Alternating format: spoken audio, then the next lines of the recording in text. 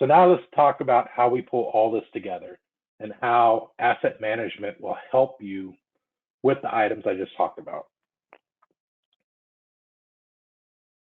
So get the right asset management software. That's the first thing you want to look into. You want to look into a software that provides a way to track assets. As I mentioned earlier, knowing where your assets are located, knowing what services need to be provided or due, PMs, upgrades, updates, just being able to look at an asset and say, and see everything that is due for that asset and being able to align your schedules for that. Knowing the current configurations, that's knowing what software versions are on there, what current widgets are currently on there. Current gauge readings. This could be readings on your assets as far as your hour counts or your temperature gauges. Just being able to see what the current limit is on that asset. Current log of consumable replacements. As I mentioned earlier, marking them, but if you have the software, you can actually see when those components were replaced and have a running log so you know when those are replaced and when they're due to be replaced. And it also, the software provides a way to identify tasks to be completed by that asset or service. So what I mean by that is if you have a certain asset, say an HVAC system, you know that you'll have a certain skill set that's required to work on that HVAC system, which is an HVAC tech. You also know that when you work on an HVAC system, there's EPA regulations that need to be adhered to. So there's a certain checklist that needs to be required and certain protocols that have to be followed by that tech. Those are items that can be added to the service that needs to be completed.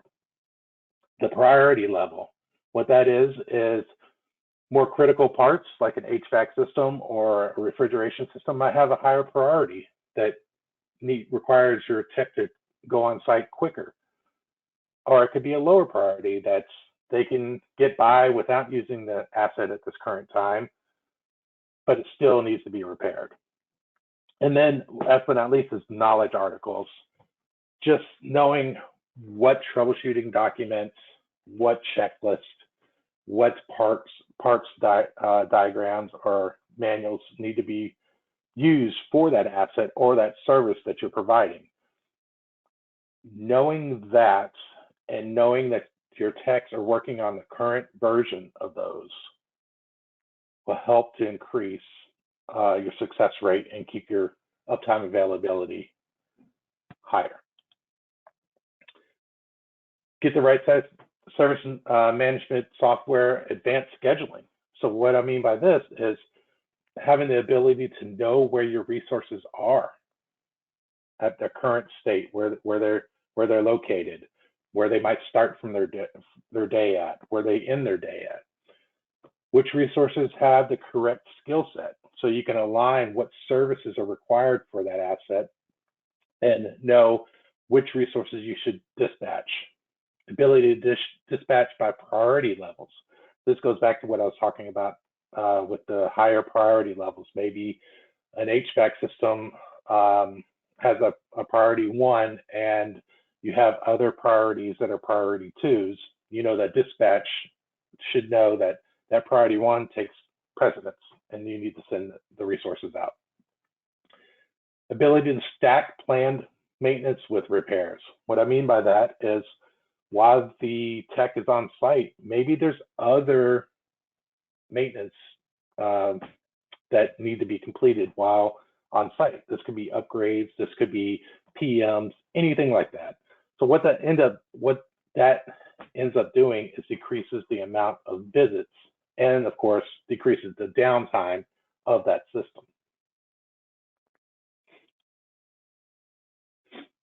Get the right asset management software, remote access. Of course, it's nice to have all the software, but if your tech is on site and can't access this information, that could be a problem. So having the software that does give them remote capabilities helps to keep this uptime availability. It provides the resources with a way to access asset information remotely, the asset history, what has been done on this asset, the asset exact location within the service location. As I mentioned earlier, knowing exactly what floor and what room your asset is located in, or if it's on a rooftop, or if it's in the loading dock. Having that ability when the resource arrives on site to go directly to that asset decreases the amount of time to get that asset up and running again. Provide a way for the resource to access the work order remotely. This will tell them what services required and access the knowledge articles, as I mentioned earlier, knowing exactly what needs to be done. It provides a way to scan asset tags to gather information about the asset. Just having a QR code on the asset that they can scan, and then it populates all the information they need for that asset. This decreases the opportunity for misspelling. And of course, you could have a system linked to your software that provides details about that asset. Get the right asset management software reporting. Of course, having all that is nice, but being able to report on it and see it real time of what enhancements you've gained, which are SLA compliance, which are, of course, tracking your mean time to repair. How long is it taking from time of call from the client to the repair of that asset?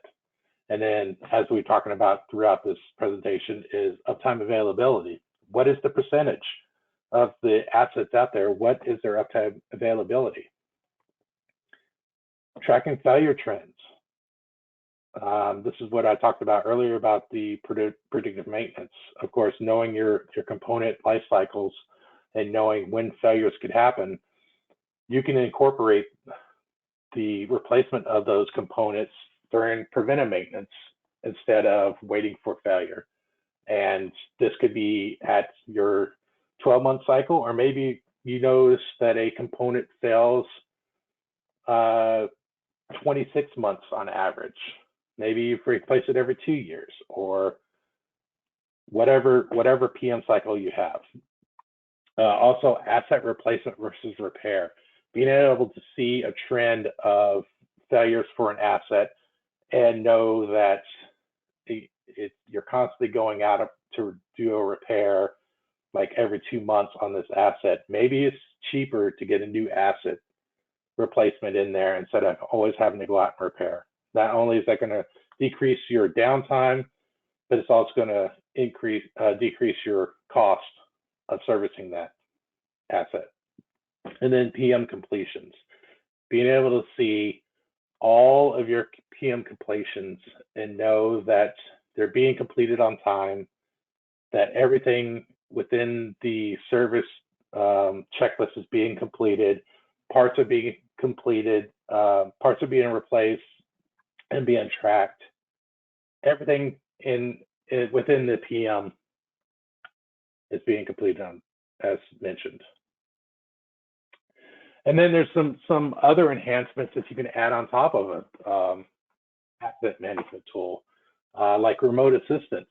This will just give you the ability to provide a way for lower level skilled resources to gain assistance while they're on site.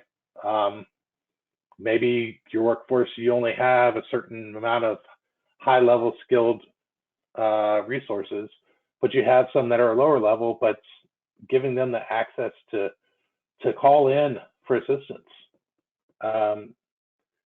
There's also AI capabilities with headsets, as you see within this picture here.